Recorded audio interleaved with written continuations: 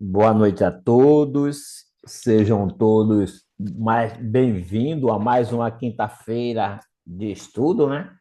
É com muita alegria que estamos aqui reunidos para dar continuidade a mais um capítulo dessa obra maravilhosa, Entre o Céu e a Terra. Hoje iremos receber o nosso irmão Eugênio Corrêa, tarefeiro da nossa casa, irá apresentar o capítulo 7, intitulado Consciência em Desequilíbrio. Temos na harmonização a Aline Azeredo, na prece inicial, o nosso irmão Brígido, e na prece final, nossa irmã Kátia. Que nós possamos abrir as nossas mentes, os nossos corações, para poder absorver tudo que o nosso irmão Eugênio trouxe para dividir conosco. Com você, Aline. Boa noite a todos. De Carlos Torres Pastorino, em Minutos de Sabedoria, a lição 123. Quando ensinar, não seja arrogante e não se esqueça de que o aprendizado dura a vida toda. Procure aprender também, em todas as ocasiões, e não despreze um bom conselho, só porque ele chegou de lábios que você julga menos puros. Deus ajuda aos homens por meio dos próprios homens e às vezes se serve de pessoas que não são perfeitas para dar-nos avisos importantes. Muita paz a todos. Senhor Jesus, nosso mestre, nosso irmão querido, somos muito gratos, Senhor Jesus, por estarmos aqui presentes nesta sala para mais um momento de estudo, para mais um momento de aprendizado, para mais um momento que possamos cada vez mais nos elevarmos ao conhecer esta doutrina maravilhosa através de estudos e que nosso irmão Eugênio Corrêa, facilitador desse estudo, receba toda a intuição, a proteção e a ajuda de seus amigos espirituais e seu mentor, para que possa trazer o conhecimento para nós. E que possamos, cada vez mais, com esse aprendizado, podermos evoluir, porque esse é o nosso tempo, esse é o nosso momento de aprendizado. Que possamos cada vez mais, Senhor, nesse aprendizado, pôr em prática, fazer o bem, perdoar, amar e ser feliz como tu queres. Muito obrigado, Senhor Jesus. Muito obrigado por tudo que nos faz. Que assim seja, graças a Deus. Obrigado, Brígido. Obrigado, Aline. Mais uma vez, boa noite, Eugênio. Seja bem-vindo, meu querido irmão. É com você, a palavra é sua. Boa noite, meus irmãos e irmãs dos dois lados da vida. Que esse nosso estudo possa ser, para todos nós aqui presentes, de alguma utilidade, para nós repensarmos as nossas caminhadas, nos entendermos melhor nessas lutas do dia a dia e, principalmente, pegando o gancho no tema do nosso estudo, mantermos cada vez mais equilibradas as nossas consciências. E a conversa começa justamente falando sobre o título, que é Consciência em Desequilíbrio. Fizemos aqui uma coletazinha de conceitual, que no Espiritismo, o desequilíbrio da nossa consciência se manifesta como um afastamento da harmonia interior, frequentemente associada a ações e pensamentos que contrariam as leis divinas e morais. Esse conceito é importante para nós. E esses desequilíbrios, de uma maneira geral, podem gerar perturbações espirituais, como aquela que vamos ver num dos, vamos dizer assim, dos personagens centrais desse capítulo. Também podem gerar perturbações espirituais e a partir dessas, como eu tinha dito, a culpa, o remorso, que é um ponto importante nesse nosso irmão afetado, e até mesmo doenças, tanto físicas como mentais, né? E toda essa área psicossomática que hoje em dia cada vez mais a medicina humana está adentrando, está trazendo essas informações para nós. Iniciando a narração de André Luiz, nesse primeiro parágrafozinho que nos diz assim: consoante as recomendações que havíamos recebido, aguardamos Dona Antonina no estreito recinto em que se processa o culto no lar. Achei conveniente aproveitar para mais uma vez enfatizar uma coisa que cada vez mais é valorizada por nós em palestras e conversas, nos atendimentos fraternos, e é incentivado cada vez mais pelas nossas casas espíritas. Que os nossos tarefeiros, os nossos participantes assistidos, realmente se empenhem em manter uma rotina no seu evangelho no lar, no seu culto no lar. E esse primeiro parágrafo nos lembra bastante a esse trabalho. Então, eu gostaria de ratificar, né, de reiterar a importância do Evangelho no lar para todos aqueles que, dos dois lados da vida, dele participarem. E mesmo para aqueles que não presentes, usufruam a higienização energética que ele causa na psicosfera da nossa casa, do condomínio onde estivermos, da vizinhança e de uma maneira geral, né? Quantos mais evangelhos tivermos do bom caminho orientado pela doutrina, mais teremos assim uma ampliação da contribuição para esse equilíbrio que nós todos precisamos, né? E o nosso personagem mais sofrido, que hoje aparece bem, que o nome eu estou guardando para o momento próprio, que era a grande questão, embora muitos tenham lido, mas como o evangelho que ele assistiu na presença lhe tocou profundamente num ponto que era fundamental. Nós sabemos que nada é um acaso e que a espiritualidade bendita está sempre provocando, embora aparentemente não direta, mas sempre presente, os momentos, as oportunidades para que as questões que precisam ser despertadas o sejam. E me chamou a atenção particularmente, peguei com licença da minha apresentadora anterior, nossa querida irmã Nancy, que apresentou maravilhosamente o capítulo 6, eu achei de suma importância citar duas questões. A primeira é uma que está no Instituto de Difusão Espírita, lançado em 2014, no ID, que fala sobre um dos objetivos do Evangelho no Lar. A família, diz, aprendendo a conviver melhor entre seus elementos e, por consequência, com toda a família universal, compreenderá que todos somos filhos do mesmo Pai e que cada um é um espírito distinto, com suas dificuldades, seus defeitos e suas virtudes. E tudo se tornará mais fácil pela aquisição do raciocínio, o estímulo à caridade, à compaixão e ao perdão, na certeza de que todos somos irmãos e que dependemos uns dos outros para uma feliz convivência nessa terra bendita, onde nos encontramos no atual momento. Esse textozinho do vídeo entra perfeitamente em sintonia, como eu já antecipei um pouco, ao capítulo 6, num pedacinho do capítulo 6, que mais tarde eu vou apresentar aqui, onde a dona Antonina fala sobre o perdão a partir de uma pergunta de um dos seus filhos, o Henrique, né? Mas vamos continuar aqui na nossa sequência. Em trechos a seguir, André continua no nosso texto do livro. Agora, dizia André, conseguimos reparar o ancião desencarnado com mais atenção, conservando integrais remanescentes da vida física. Abatido e trêmulo, parecia inquieto, dementado, ou seja, desatinado, desvairado, fora do domínio da sua razão. Tentamos debalde uma aproximação. Não nos via, diz André. Lembrei ao meu companheiro, Hilário, que poderíamos densificar o nosso veículo pela concentração da vontade e apressamo-nos nessa providência.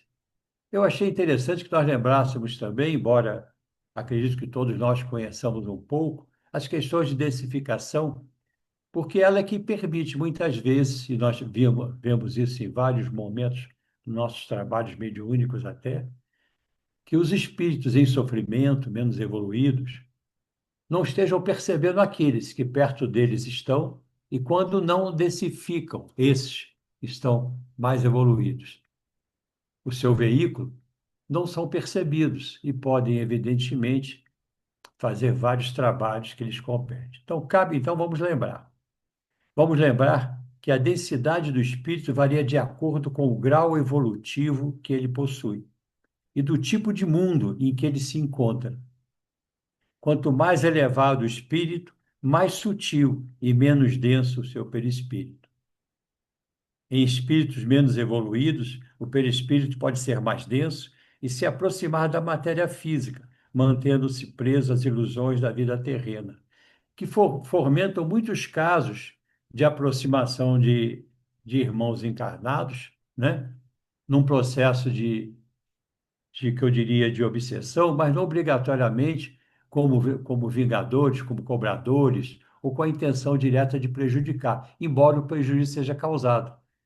É o estímulo em espaços onde a bebida corre, onde às vezes outras drogas se apresentam, espaços de luxúria, porque eles estão muito presos às questões de ordem material ainda. E é interessante que nós lembremos disso, porque nós damos esse espaço, não é? Quando também, de certa maneira, temos em nosso processo evolutivo prisões algumas desses estímulos, ainda extremamente materiais e não positivos no caso, né? E André continua, em momentos breves, fornecendo a impressão de recém-chegados, quando houve a intensificação, atraímos-lhe o interesse. O velhinho precipitou-se para nós, exclamando: são oficiais ou praças? Estão pró ou contra? Aquele olhar esgazeado era efetivamente de um louco. Hilário e eu trocamos impressões de curiosidade e espanto, e antes que nos pronunciássemos, começou a chorar o não afortunado, convulsivamente, acentuando. Quem trouxe aqui, aí entra a questão do evangelho que nós tínhamos comentado anteriormente. Quem trouxe aqui a ideia de perdoar? Em que ponto me situaria nessa questão? Devo perdoar ou ser perdoado? Não entendo a necessidade da discussão em torno de um assunto como esse, entre fraca mulher, no caso Dona Antonina, na interpretação dele, é claro, e três crianças, os seus filhos presentes no culto do lar. Comentários dessa natureza devem ser reservados para pessoas aflitas como eu, que trazem um vulcão no centro do crânio. Exatamente, embora seja próprio para ele, o foi, e não foi à toa que ele estava presente e que o comentário foi estimulado sobre o perdão, mas importante que cada vez mais se fale sobre isso. E os nossos evangelhos são um espaço fundamental para que se alimente. E aí, nessas considerações do trecho da narrativa, quero comentar duas questões. A primeira refere-se às já citadas perturbações pós-morte, aonde estava extremamente envolvido esse nosso irmão em sofrimento. Ele estava preso no que a gente, às vezes, nos processos de orientação, de dialogação, de conscientização, ou o nome que se deseja dar. Quando conversamos com os irmãozinhos em sofrimento, costumamos dizer, né? Ou lembrar-lhes, através de uma citação de tempo, que eles ainda estão presos numa. E aqui, não acho impróprio que a gente lembre, já que estamos usufruindo em várias perspectivas dessa nossa conversa, é que nós, muitas vezes, encarnados, estamos presos em dobras de tempo. Num sofrimento lá de trás, no acontecimento de não sei quanto tempo anterior, e a nossa vida não rola. Nós não vemos as oportunidades, não vemos as possibilidades, exatamente como os irmãos que em sofrimento, seja num processo de lembrança e busca de vingança, seja apenas na autopunição, no remorso, como vamos ver adiante, lá estão. Então, esse é o primeiro ponto que nós gostaríamos de enfatizar. E no Evangelho segundo o Espiritismo, lá no seu capítulo 3, no item 2, que fala dos diferentes estados da alma na erraticidade, nos é dito: uns não se distanciam da esfera na qual viveram, pela densidade e nível evolutivo que ainda estão. Outros se elevam e percorrem o espaço e os mundos. Enquanto certos espíritos culpados, ou seja, com muitas responsabilidades a resgatar, erram nas trevas, os justos gozam de uma claridade resplandecente. E nós, quando estudamos aqueles pontos sobre perturbações espirituais, sabemos o quanto o pós-morte, para uma grande maioria da nossa humanidade, da qual não sabemos se estamos incluídos, né? Estamos estudando para ir buscando melhorar, para que aí não estejamos, mas nos compadecemos, temos muita compaixão, porque estão presos com várias perturbações no pós-morte, não só por desconhecer o processo, mas pelos pesos que carregam dos fardos dos erros, das culpas, dos remorsos. Em segunda posição, queria lembrar também o seguinte, que é novamente sobre as repercussões do Evangelho no lar, no despertamento, mesmo daqueles que, do outro lado da vida, estão, mas com ele têm contato, nós sabemos que são trazidos ao nosso Evangelho, são atraídos, às vezes são trazidos para a devida orientação. No caso desse irmão desencarnado, e em desequilíbrio facilmente observável, verifica-se pelo impacto que a conversa sobre o perdão no Evangelho, que estava presente assistindo, dando Antonino e os filhos, como narra André Luiz, teve profunda referência no seu despertamento. E aí, no trecho, André Luiz, continuando, né, diz o seguinte: assim dizendo, alteravam-se as feições fisionômicas. Quando ele falava no perdão, falava na discussão, né, se dirigindo, como já foi comentado anteriormente, a André Hilário, ele envolveu-se nessa discussão interior, não só na apresentação exterior, na questão do perdão, e começou a gritar, né, como diz o texto, dizia: tudo teria sido modificado se me houvessem facultado o encontro com o novo generalíssimo. Sua Alteza compreender-me-ia a situação. Era a propósito do Marechal requisitar-me para seu serviço exclusivo. Entretanto, por influência do meu miserável perseguidor, guardando as mágoas, preso ainda aos sentimentos que o levaram a todo esse estado, a partir do comportamento inadequado seu, né? Ele dizia: sofri a transferência injusta. Nosso inesperado amigo, fala André, vasculhou com os olhos os recantos da sala, qual temesse a presença de alguma testemunha invisível, e prosseguiu. Mas antes de prosseguirmos, eu quero lembrar um trecho do livro, do capítulo anterior, que eu já me referi, que a nossa irmã tão bem desenvolveu, porque eu acho que não só lembra o impacto que teve para esse nosso irmão, para esse velhinho, que o nome daqui a pouco aparecerá, né? Mas o impacto que teve sobre a questão do perdão. E aí essa narração está no capítulo 6, e eu a trouxe para compartilhar mais uma vez. Henrique, no capítulo 6, né, é descrito, esse rapazinho escolheu um texto ao acaso, como a maioria de nós o faz no Evangelho, né? E nunca é ao acaso, sempre é o caso necessário no momento, restituindo o livro às mãos da mãe. A genitora emocionada leu justamente os versículos 21 e 22 do capítulo 18º das anotações do apóstolo Mateus. E dizia, então, aquela coisa que nós conhecemos bem, então Pedro, aproximando-se dele, disse: Senhor, até quantas vezes pecará meu irmão contra mim e eu terei que perdoá-lo? Até 7, Jesus lhe disse. Não te digo até 7, mas até 70 vezes 7. Calou-se então Dona Antonina, diz o texto, como quem aguardava a manifestação de curiosidade dos jovens aprendizes. E a pergunta veio, né? O pequeno Henrique, iniciando a conversação, perguntou com simplicidade: Mãezinha, por que Jesus recomendava um perdão assim tão grande?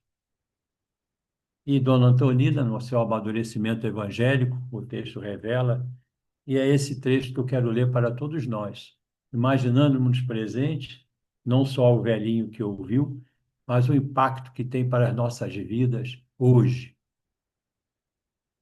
ainda. Leu Dona Antonina, leu não, falou a eles. Somos levados a crer, meus filhos, que o Divino Mestre, em nos ensinando a desculpar todas as faltas do próximo, inclinava-nos ao melhor processo de viver em paz. Perdão traz a nossa paz também, né? Quem não sabe desvencilhar-se dos dissabores da vida não pode separar-se do mal. Daí, importância deixarmos as nossas cangalhas para trás, não alimentarmos os maus sentimentos, não alimentarmos principalmente as dissensões, não regarmos com bastante constância, como muitos de nós ainda infelizmente o faz, a lembrança de uma palavra inadequada, o milindre que tivemos em determinado momento, alguma coisa que achamos que alguém nos fez e nos prejudicou, e por aí vai, né? Geralmente as coisas não são nem tão grandes, mas como nós as engrandecemos, né, no nosso interior ainda imaturo. E aí ela continua. Uma pessoa que esteja parada em lembranças desagradáveis caminha sempre com a irritação permanente. Nós conhecemos algumas, certamente. Imaginemos vocês na escola. Se não conseguirem esquecer os pequeninos aborrecimentos dos estudos, não poderão aproveitar as lições. Hoje é menos amigo a preparar a lamentável brincadeira, amanhã é uma incorreção do guarda enfadado em razão de algum equívoco. Se vocês se mobilizarem o pensamento na impaciência ou na revolta, poderão fazer coisa pior, afligindo a professora, desmoralizando a escola e prejudicando o próprio nome e a saúde. Uma pessoa não sabe desculpar, uma pessoa que não sabe desculpar vive comumente isolada. Ninguém estima a companhia daqueles que só derramam de si mesmos o vinagre da queixa ou da censura. Essa colocação de Dona Antonina cabe bem a muitos infortúnios do nosso dia a dia, nossas relações familiares, até nas casas espíritas, muitas vezes, mas teve um impacto muito grande no nosso irmão, esse irmão que aparece aí para André e Hilário, né, em condições tão péssimas, que há tanto tempo está preso nessa dobra de tempo. As belas palavras de Dona Antonina sobre perdão nos lembram que o que ouvimos em nossos estudos doutrinários, muitas vezes, né?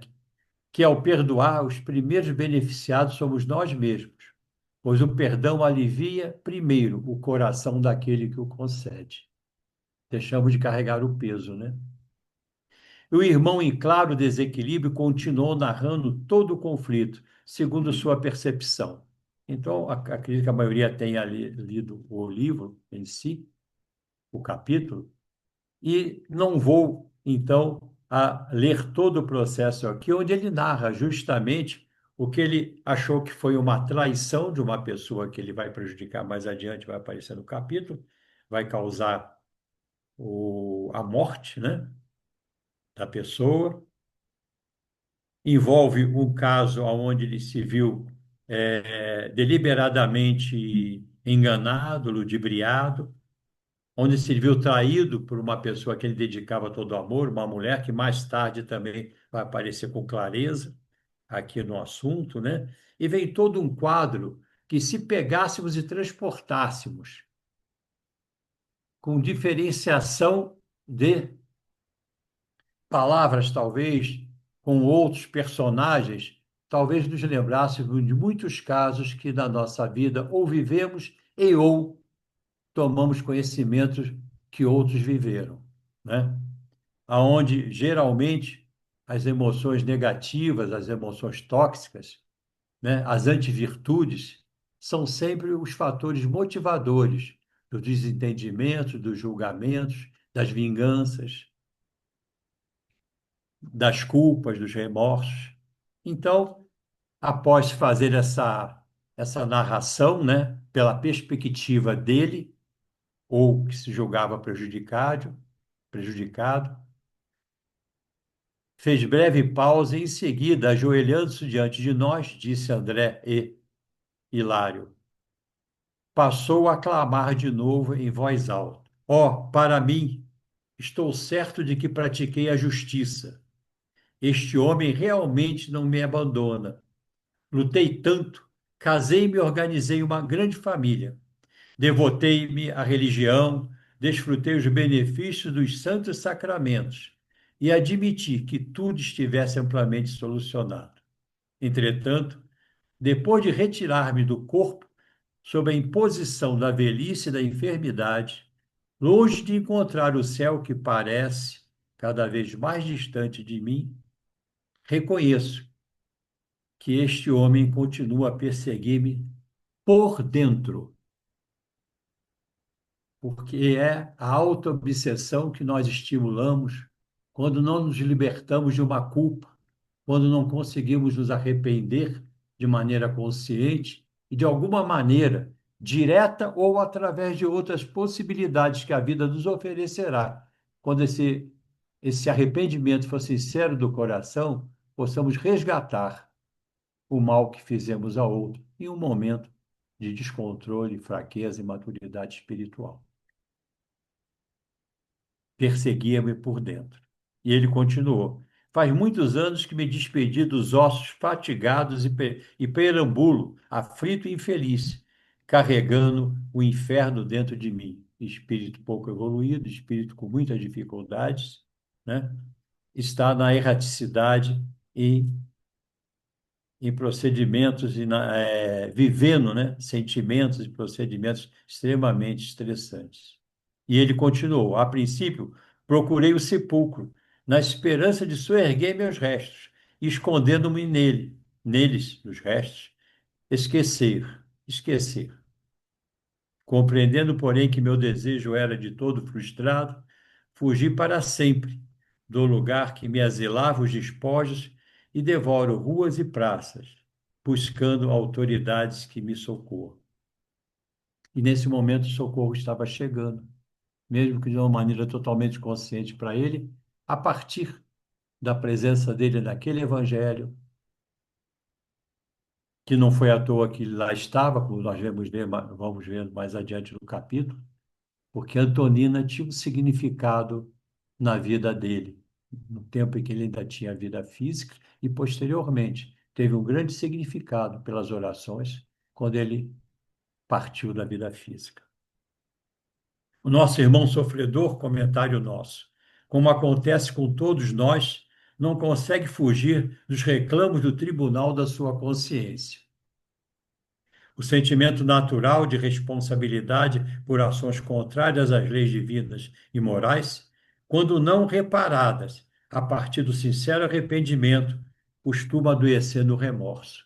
Em consequência, nos deixa vulneráveis, como esclarece um texto que eu destaquei. Não é um trecho deste livro, mas é de uma obra que fala sobre justamente o remorso e outras emoções tóxicas, né?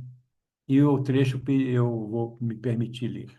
Diz o seguinte: o remorso é uma emoção tóxica, um estado de energia centrífuga que desconecta o chakra solar da relação saudável com os demais centros de força.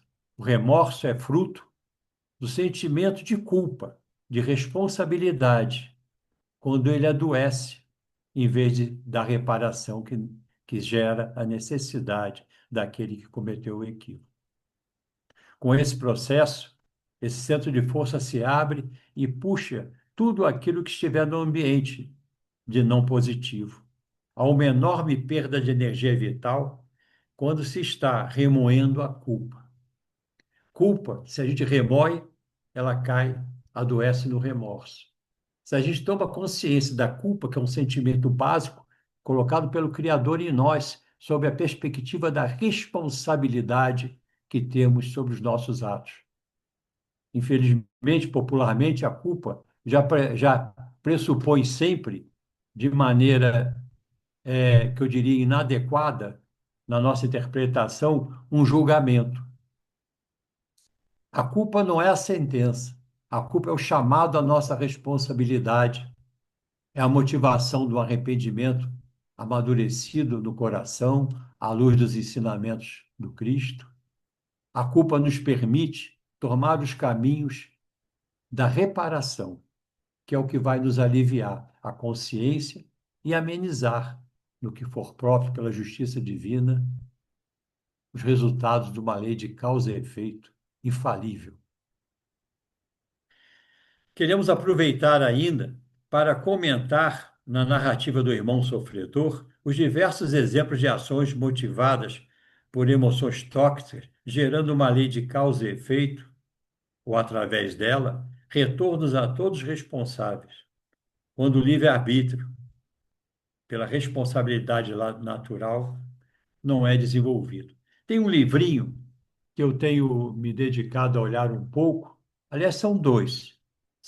É um livro inspirado pelo Espírito Hamed, a Francisco do Espírito Santo Neto. Um deles chama-se As Dores da Alma, o outro dele, Os Prazeres da Alma. Especificamente, eu quero falar sobre as dores da alma, quando apresenta lá uma série de antivirtudes, né? Aonde nós podemos, já correlacionando ao capítulo, falar na culpa, na mágoa, no egoísmo, gerando a baixa autoestima, o medo, a ilusão, e poderíamos falar em outros aqui que não cabe na apresentação, mas que é uma referência muito interessante para que nós ganhemos a responsabilidade sobre os sentimentos que, às vezes, de maneira mais inconsciente, alimentamos no nosso coração, né? Nas nossas mentes. Bom, depois André continua falando sobre algumas questões, mas antes eu queria lembrar sobre essas questões das emoções tóxicas, da culpa e na questão do remorso, objetivas palavras e, como sempre, sábias do nosso irmão Francisco Cândido Xavier, que ele nos lembra o seguinte: somos livres para decidir sobre os nossos atos, muito embora nos tornemos escravos de suas consequências. A gente sempre pode decidir. E um bom referencial nas nossas dúvidas é o Evangelho do Cristo. Aquela pergunta que o Evangelho nos sugere, que nós ouvimos muitas vezes, às vezes, nas nossas conversas na casa espírita. Quando estivermos muito fora de controle, não é o momento de decidir, ou muito depressivos, não é o momento de decidir, mas em todos os momentos de decisão, o que o Cristo faria? E o seu Evangelho vai nos apontar o caminho. Nós temos certeza. Bom, depois André continua, né? Depois de passar, diz André, as mãos pelo rosto, enxugando as lágrimas, continuou ele a falar: ó senhores, por quem são? Ainda mesmo que o meu erro fosse tão clamoroso assim, tanto tempo de convívio com este monstro a fitar-me, imperdoável, não bastaria a expiação que me compete ao resgate? Se eu confessasse o crime e me demorasse por menos tempo que fosse, ou por mais que o fosse, no cárcere, não estaria redimido diante dos tribunais? Interessante, né? Nós já vimos também, e muitas vezes em passagens do nosso Evangelho, mas uma especial, que nos lembra o seguinte: que nós podemos estar dentro dos limites da justiça dos tribunais humanos, dentro dos limites da justiça, e não naquelas entrelinhas da lei que permite que, às vezes, o justo fique fora e que justamente outros estejam lá dentro da prisão. Ou de outros tipos de prisão, né? Uma prisão da miséria, a prisão do desconforto, a prisão do desrespeito. São prisões, né? Bom, mas voltando aqui ao livro. E aí, André, né? E Hilário junto, André diz: sentindo que algo nos caberia dizer à guisa de consolo, afaguei-lhe a cabeça branca e falei: tentando ser gentil. Acalme-se, meu irmão. Quem de nós não terá desacerbado no caminho da vida? Sua dor não é única. Também nós trazemos o espírito pejado de aflitivas recordações. As lágrimas de desesperação desajudam a alma, ou seja, desesperar não ajuda a ninguém. As lágrimas até podem lavar um pouco os nossos equívocos, mas não tiram todos os resultados ou consequências dos mesmos. Então, nós queríamos considerar também aqui uma outro fator, nesses últimos dois parágrafos lidos, né?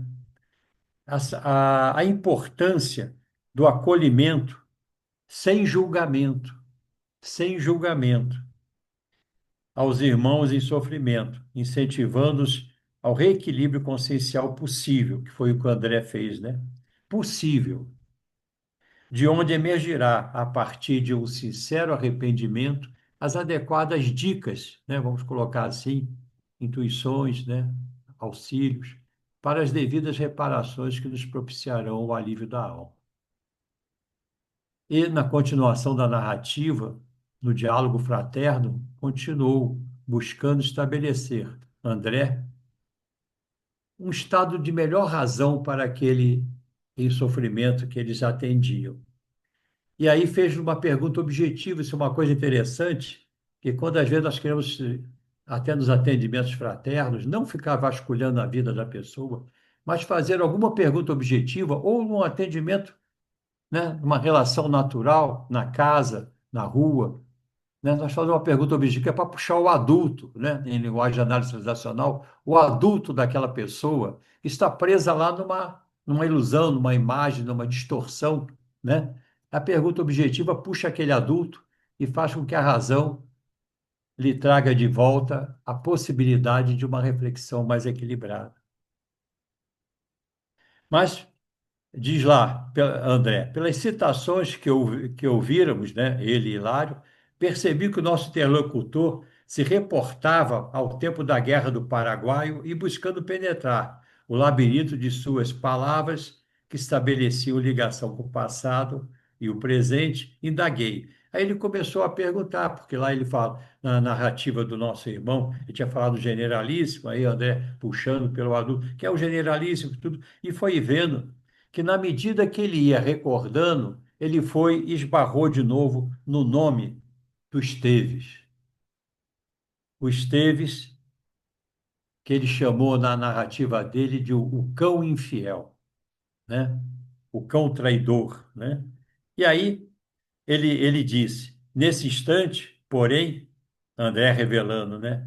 A voz novamente extinguir-lhe da garganta, começou a embaralhar os olhos, como se estivesse atenazado, ou seja, em sofrimento profundo, físico ou moral. No caso dele era moral, né? Nesse instante, porém, a voz lhe faltou totalmente. Ah, não posso continuar, disse ele, recobrando. E cresce dentro de mim novamente o problema. Nesse momento, quando lembrava, né, comovidamente diz André, acerquei-me do pobrezinho e considerei. Sim, meu amigo, a fé representa milagroso salva-vidas de todos os náufragos. Você tem orado, é verdade. Tem pedido a Jesus o amparo e assistência. E o irmãozinho sofredor disse sim, sim. E ainda não lhe chegou qualquer sinal de socorro celeste? Perguntou André. O infortunado centralizou em mim o olhar, disse André, inquieto, informou. Há dias, alguns dias foi à Igreja do Rosário, recordando como sempre a visita que fiz até lá na véspera de minha partida para a guerra. E tanto rezei, observem, e tanto rezei que tive a felicidade de ver o marechal, que me apareceu de súbito. Estava mais moço e incompreensível. Foi o espírito, né, dele, num atendimento de socorro. Roguei-lhe proteção, ao que me respondeu, informando que o meu caso seria tomado em apreço, que eu descansasse, pois ainda que os nossos erros sejam grandes, maior é a compaixão de Deus, que nunca nos desampara.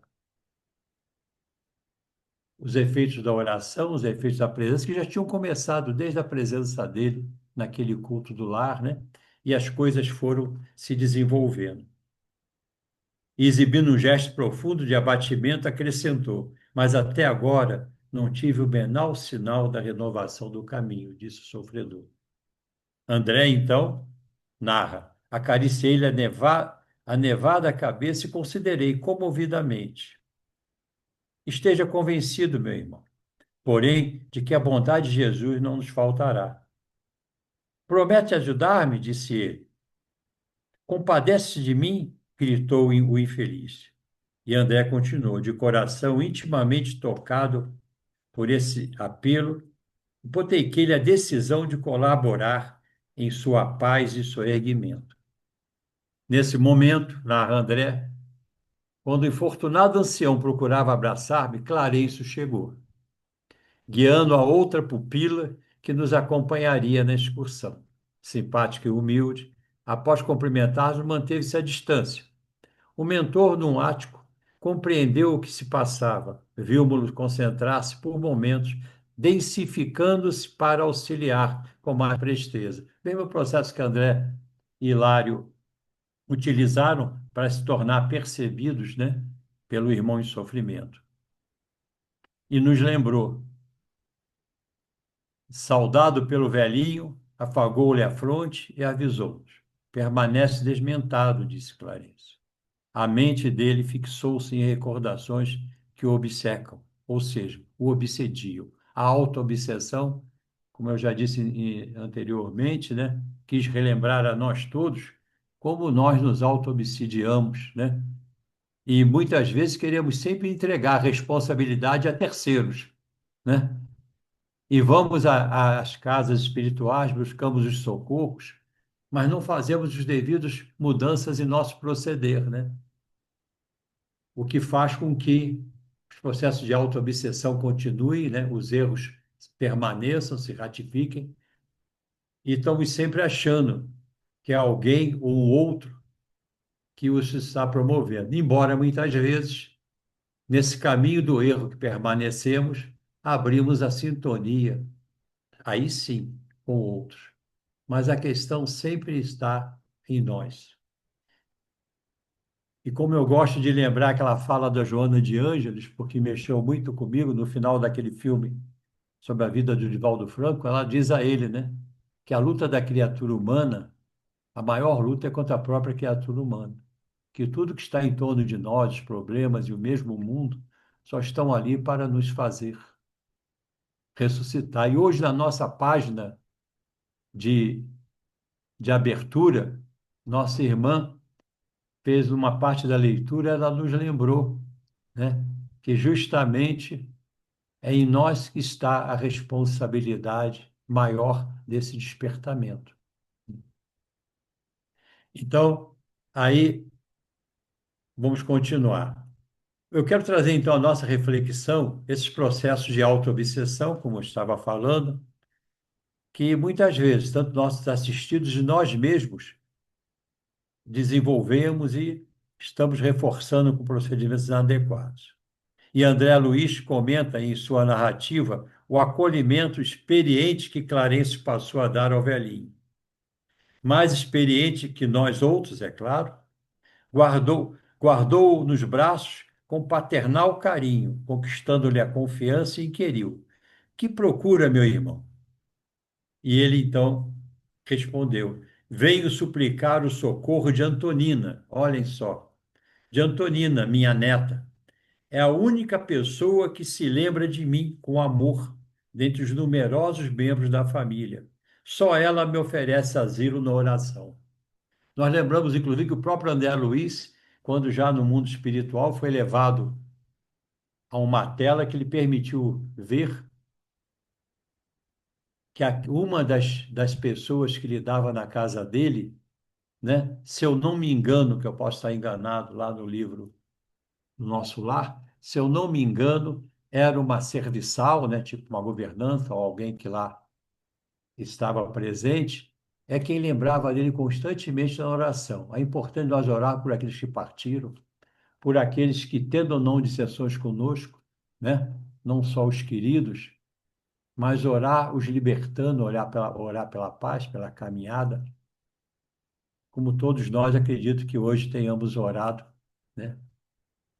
Aqui no Evangelho mesmo nós fizemos pela mãezinha da nossa querida irmã, né? Ana Maria Gomes.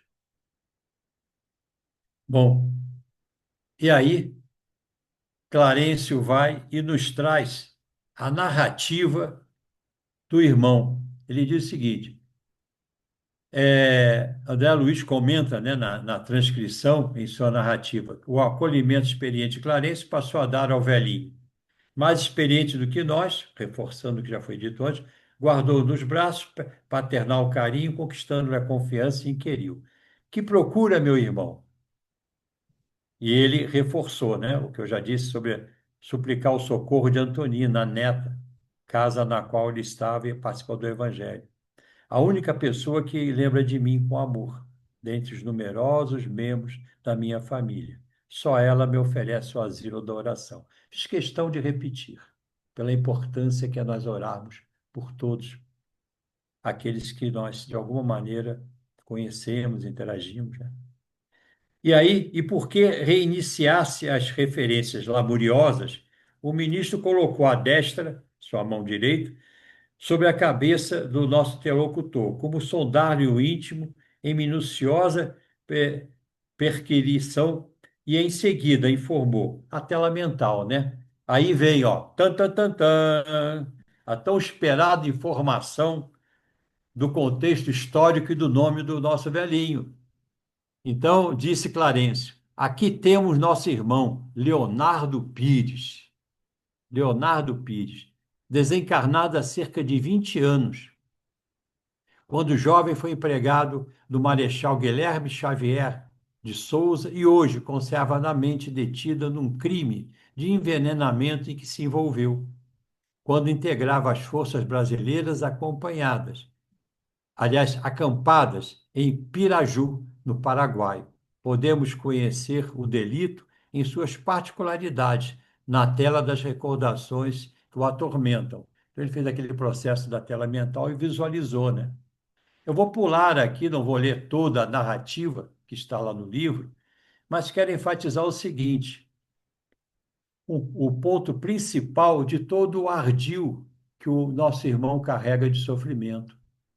Porque ele não só provocou o, a morte do chamado Esteves, por ele o cão infiel, né, do José Esteves, e foi aquele em quem ele percebeu traição, em que ele percebeu um plano de afastá-lo, em quem ele percebeu por ciúmes a usurpação de uma de uma mulher, né, com quem ele tinha dedicado, né? Mas no texto a gente observa pela descrição toda que ele via nessa mulher com todo o amor, com toda a dedicação, estava totalmente encantado, investiu inclusive, né, numa chácara, né?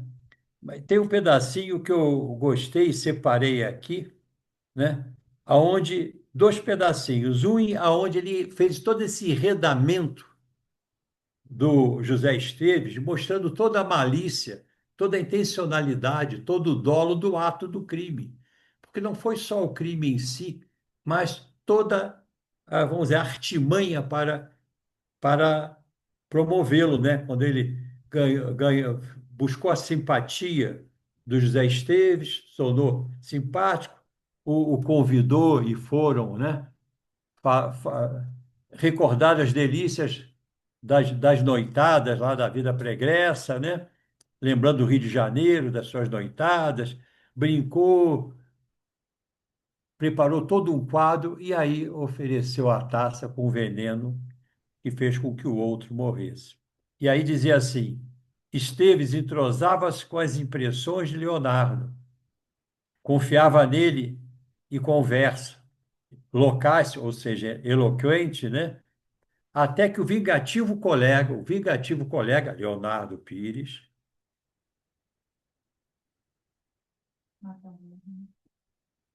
Eu parei porque falou em Pires, eu lembrei do meu irmão. Aí a Jane completou do outro lado da sala, na taberna, como se eu não estivesse lendo. Mas é que eu parei no Pires.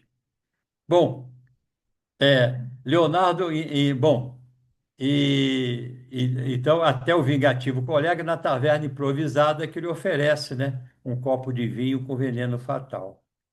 Ele bebe, evidentemente, passa mal, tem vertigem e morre praguejando. Aí, pulando mais um pouco, Leonardo acompanha o exército para a vanguarda e tenta esquecer o ocorrido. Por quê? Porque, tendo havido a morte por envenenamento, embora o médico argentino, conforme diz o texto, tenha constatado, na situação de guerra e do deslocamento que a tropa tinha que fazer, isso foi passado como se fosse uma coisa. Foi desconsiderado, né? Não se levou o caso adiante. Mas Leonardo, né, como diz, acompanha o exército para a vanguarda e tenta esquecer o ocorrido. Convive ainda com a requestada mulher.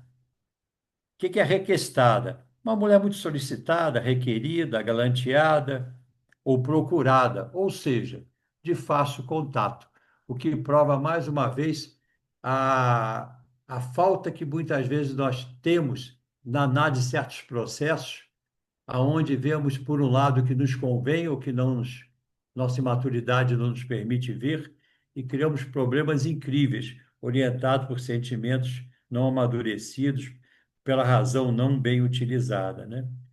E aí, estou olhando aqui para esse relógio, está do meu lado, vem a questão da morte, né? Leonardo se casa, tem filhos e tudo, mas nunca consegue se despedir da culpa que está na sua consciência, né? E, embora no processo de desencarne, né, volitudinário, ou seja, uma pessoa que tem pouca saúde, fraca, combatida, aquela que está física e eu diria, no caso de Leonardo, moralmente abatida há muito tempo. Aí diz aqui, José Esteve, enquanto José Esteve já reencarnou, demorando-se agora em outros setores da sua luta, né, da luta pessoal, mas Leonardo Pires vive com a imagem do assassinato que se revitaliza a cada dia na memória dele, ao influxo de sugestões da própria consciência que se considera culpada. O outro ainda está, como nós falamos às vezes no processo de dialogação com nossos irmãos, né, na mesa mediúnica, quando mostramos que aquele que ele está perseguindo já está numa nova etapa, já passou, já teve a oportunidade de reencarnar, de buscar a recomposição do seu caminho existencial, quem sabe superando os seus erros. E aquele que está buscando a vingança, ou que a buscou, ainda está preso naquela dobra de tempo. Na verdade, são eles os principais que estão sendo libertados, né? Quando nós conseguimos o efeito da nossa orientação. Então, lembra aqui o texto que a lei de causa e efeito se faz cumprir, porque enquanto José Esteves, né, já está reencarnado, Leonardo ainda vive na imagem do assassinato que se revitaliza a cada dia na memória dele ao influxo de sugestões da própria consciência e que se considera culpada, como vemos naturalmente pelo processo da lei de causa e efeito. E esse foi a última coisa, como diz o texto, que ficou firme na cabeça dele no leito. Como dizem que para a maioria de nós lembramos nesses últimos momentos daqueles fatos mais que gostaríamos de compensar. Eu gostaria de finalizar lembrando uma experiência que eu sugiro para que todos façamos, inclusive para mim, que de vez em quando esqueço de fazer, mas uma vivência que nós tivemos com um grupo que estava buscando estruturar um negócio, tivemos várias vivências buscando entrosamento para saber se todo mundo queria mesmo, tínhamos as mesmas ideias, etc. Mas me chamou a atenção a última atividade que aquele especialista em, em análise transacional fez conosco. Ele nos uniu numa sala escura, em círculo, deu a cada um uma vela, né, enrolada no papel para que o pingo não caísse, e disse assim para nós: imaginem, cada um de vocês, que só tem 5 minutos de vida. Imaginem o que vocês querem fazer, corrigir, consertar ou se dedicar. E eu lembro de alguns que ainda estão na minha mente, que a gente olhava e dizia, poxa, é isso que aquela pessoa está presa ainda, é isso, né? Hoje, doutrinariamente, com as reflexões, mais ainda eu penso. Mas eu acho que é um bom exercício para todos nós, porque tenho certeza que não sou exceção, embora não seja a regra, que muitos de nós carregam ainda muitos pesos que podemos ainda ter muito tempo para resolver. Dos que ainda, das questões que ainda aqui podem ser resolvidas, o faremos. E naquelas que, porventura, os seus protagonistas passaram, podemos resolver, iniciar a resolução através da oração. Então, meus irmãos, eu, como sempre, né, a gente não falou tudo o que queria, mas falou tudo o que podia. E eu espero que, de alguma maneira, possa ter contribuído e valorizar o nosso evangelho, valorizar o perdão, valorizar o nosso entendimento sobre aqueles sofredores que vêm às nossas mesas, né? Valorizar a importância da oração e, quem sabe, no final dessa noite, cada um pegar uma velinha, acender e durante 5 minutos pensar naquilo que ainda podemos fazer. Só temos 5 minutos. Por acaso, eu também. Obrigado aí. Boa noite. Obrigado, Eugênio, mais uma vez, por toda a reflexão que você trouxe para dividir conosco. Da minha parte, agradecer a você e que você continue conosco aí nessa jornada.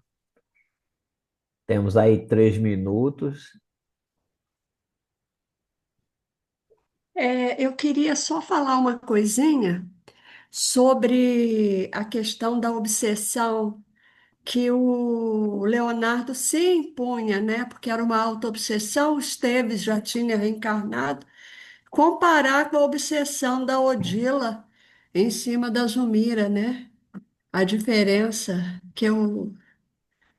é, o que é a cabeça de uma pessoa quando ela não consegue se desvencilhar daquela culpa, né, do sofrimento que ela traz. Só isso que eu queria dizer.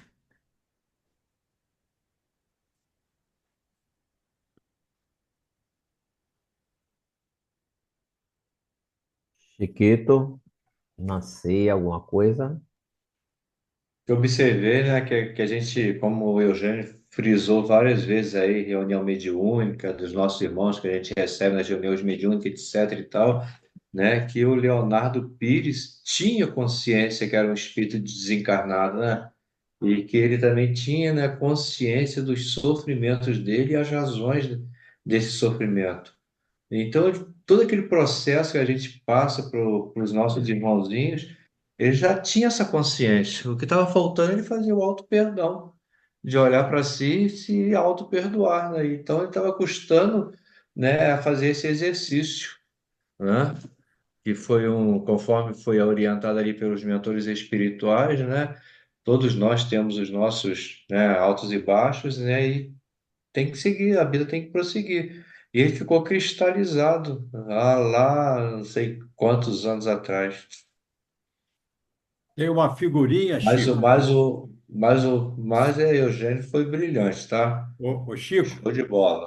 tem uma figurinha que eu não sei se vai ser visível, que estava aqui, mas não houve tempo de eu falar. É justamente o efeito do auto-perdão, que é como se nós quebrássemos algemas que nos prendem no movimento. E é lembrado bem que o auto-perdão é uma atitude de perdão às faltas que cometemos, é claro, mas que gostaríamos de não ter cometido quando vem a questão já da presença do arrependimento. No processo de cura das doenças da alma, é preciso aprender a levantar a bandeira branca da paz na relação consigo mesmo, que é o primeiro passo que a gente tem que fazer, acolhendo aquelas sombras que nós alimentamos, né? Sobre linguagem junguiana, que nós alimentamos.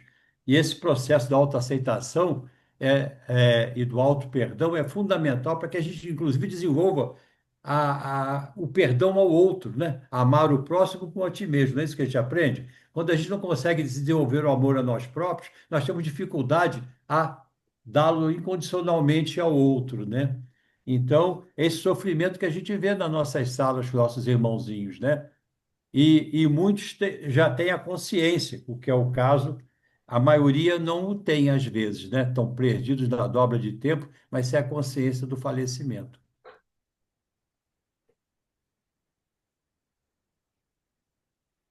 Ok, vou convidar a querida Kátia para encerrar para a gente. Pai amado, Mestre Jesus, nossos amigos espirituais sempre ao nosso lado, nos ajudando, nos intuindo. A todos agradecemos por esse momento de estudo, agradecemos ao nosso irmão que tão certamente, com as palavras certeiras, nos trouxe mais informações a respeito desse livro maravilhoso que traz para nós exemplos do nosso dia a dia, da nossa vida, das nossas dificuldades, que possamos trabalhar o perdão cada vez mais dentro de nós e, principalmente, o auto-perdão, deixando para trás o homem velho com tudo aquilo que não gostaríamos de ter feito, como nos disse nosso irmão Eugênio, e partindo para um novo caminho, para uma nova etapa de vida. Que nós possamos ter uma noite tranquila, abençoada, e que na próxima semana estejamos aqui com a nossa vontade, a nossa fé de aprendermos e de colocarmos o Evangelho como a nossa bússola cada vez mais. Obrigada, Senhor. Que assim seja, graças a Deus. Graças a Deus. Obrigado, Graças. Jane. Lembrando que semana que vem quem estará conosco é a Joceleide Bessa, né, do Fé e Fraternidade. Então estamos todos convidados para quinta-feira que vem nós estarmos junto com a nossa irmã.